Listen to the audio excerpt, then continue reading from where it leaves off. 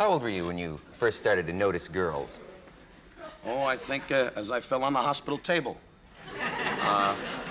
I tend to go overboard in that area as a young man, did you? That's a question we all, the last, what is it called? The last motion picture show?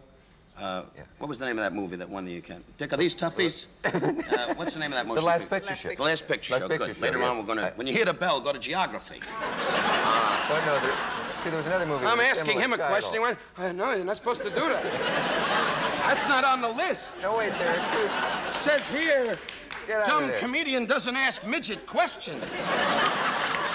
No, there are two movies with a similar title. There's one called The Last That reminded me of that Young Way of Life. I don't know, as far as girls. I was, as all guys that are supposedly aggressive or loud, which I'm, well, hey, okay, I am, but I got married very, very late in life. I was 38 years old and searching desperately.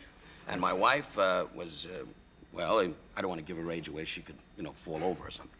But she, I met her as a secretary, and I said, she was my picture agent secretary, and I was down to nobody. I was going to dances, with women that had shoulder holsters,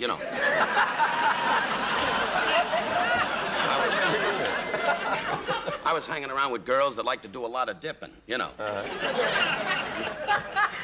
back then, was it?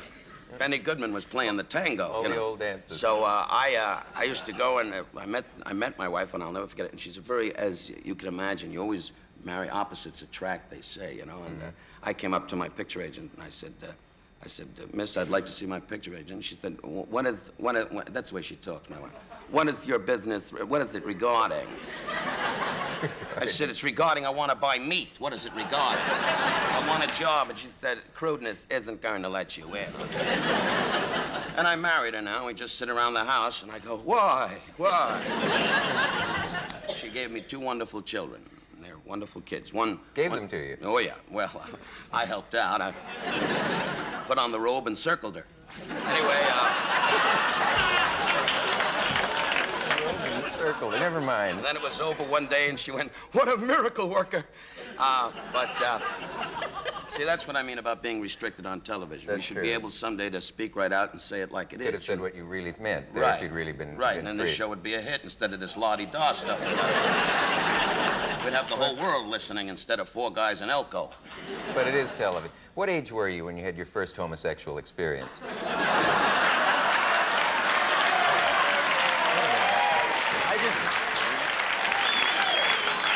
Hey, it's there. It's there. I'm sorry. I'm sorry, I was 11, and he was a tall cowboy from Dallas. It started out, he came in the room and went... You started, and I hope you have an ending for this. Sometimes, well, you tempted me. The most awful things will pop into my head. That's and true. Wouldn't it be great if you really could talk? I don't mean in a crude way, in a vulgar way. I mean, if you really could talk about, are you married, Beverly? Yes. Oh, good. Then you understand all of this. I certainly do. I thought being with Mother away so much, we never got a chance to... I gave up sucking my thumb a long time ago. Okay, Beverly.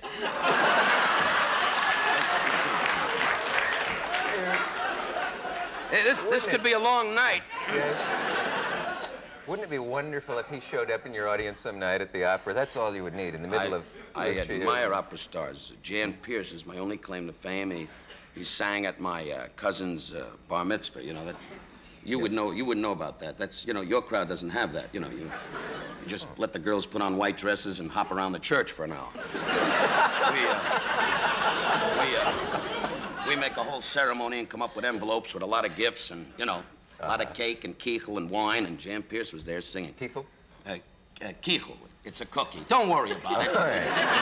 When we take over the world and you're a prisoner, you'll eat plenty of it.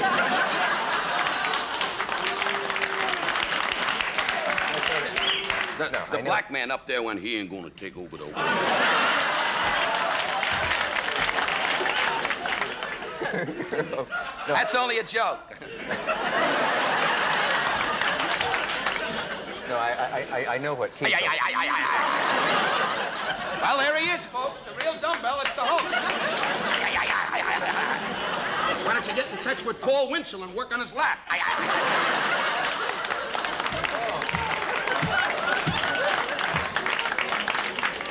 I'm I'm sorry. My muscles are sore from laughing. Your muscles are sore. Well, too bad. But we take a hot bath and watch your duck for a half. Beverly and I talked very nicely. We came out. It started out so great, and then you started in with homosexuals and what have you. You upset Beverly and ruined my whole day. And I'm going to grab you by the legs and make a wish. I'm sorry. I think I've herniated my diaphragm or something. Well, use an ointment, it'll go away.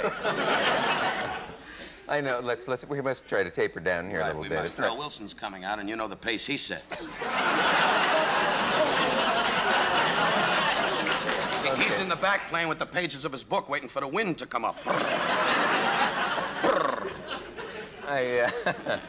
We'll lower the tempo a little bit. Okay, fine. Whatever you say, Dickie. You're going to do some theater in the round things. Is that actually theater in the round suggests plays? Are you going to do your have you ever done in the round? Yes. I think it's fantastic. Seriously, Dick. Have you ever done that? No, I've never appeared in the round. Do you ever get out of the house at all, Dick?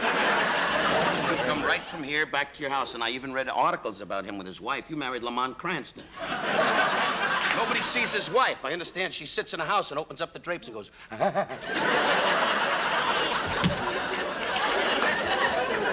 But it's a nice myth. Oh, Beverly knows your wife. Yeah. Oh, yeah. good. Well, when would we get to meet her? I mean, it's a whole mystery. We never see. In fact, nobody ever sees you. He hangs around in front of the Plaza Hotel at night, saying to the policeman, "Anything happening?" But we're going to do in the round. We're going to be at San Carlos, as a matter of fact, in San Francisco, starting. Gee, what's the date? I forgot. Anyway, and then we're going to be in Chicago May 1st. Yeah. What are you doing? We're going to do a show. Peggy Lee and I'm just thrilled about that, is going to be with me in Westbury, Long Island here for 2 weeks. And then we're going to be in Washington for a week. And previous to that, Vic Damone and I will be in San Carlos and then in Chicago, 2 weeks in Chicago and 1 week in San Francisco. And I just love the feeling of the round because it's like a real house party and it's a hard ticket. And people come, like in opera, to see you. In saloons, they do come to see you, but there's waiters and there's the busboy saying, you want some water? Right in the punchline. Right. You're saying good evening, and there's a guy in the front going, "That do water, and I give you some of the napkin. The can you color And one guy's in the hall, the cook, going, "I got a cook, and he's making all that money." So it's a long night, you know. Yeah. But you are going to appear in the round. I'm glad to hear that. I'd I- love to see. It's great to see work. I saw you at the Copa one night, and it was just side-splitting, I must say. Once a year, the Copacabana, and I hope saloon, and I call it saloon, like the Copacabana, stays forever. I hope Mr. Podell goes on forever, really, because that's the last of the so-called nightclub. I mean, the Americana, Caterina Valente, by the way, is a marvelous star, Diana Ross at the Waldorf, but that's more of a sort of a she kind of an atmosphere. The nightclubs, what I call per se, is the Copacabana. Are enough of them making money to... Pardon me? Are enough of them making money to survive?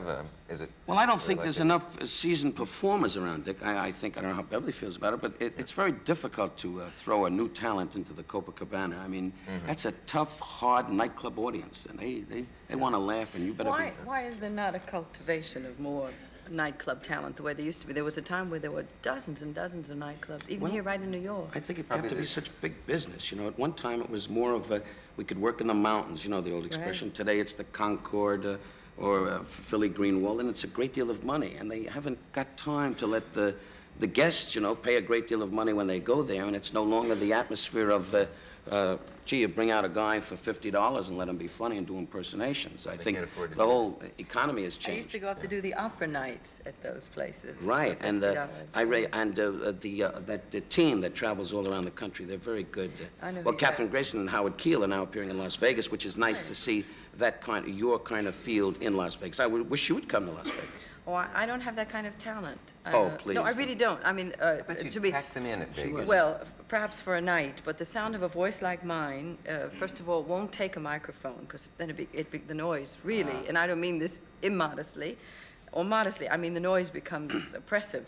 There's got to be a let-up, and with a high-pitched voice, constantly singing into a microphone, and the voice is too big for the microphone anyhow, it would be very irritating. I couldn't listen to a soprano just screech away all night. It would not be fun for me. Well, if you ever do, please come to the Riviera, because that's our home, and I'm sure that Harvey Silbert and Eddie Torres, they would love to have you. Well, I'll here. come visit when you're there. I'll Please make my do. husband take you. And your husband will be there, and my wife will be there. We'll work something We'll out. do something. We have a message. We'll be right back. Stay with us.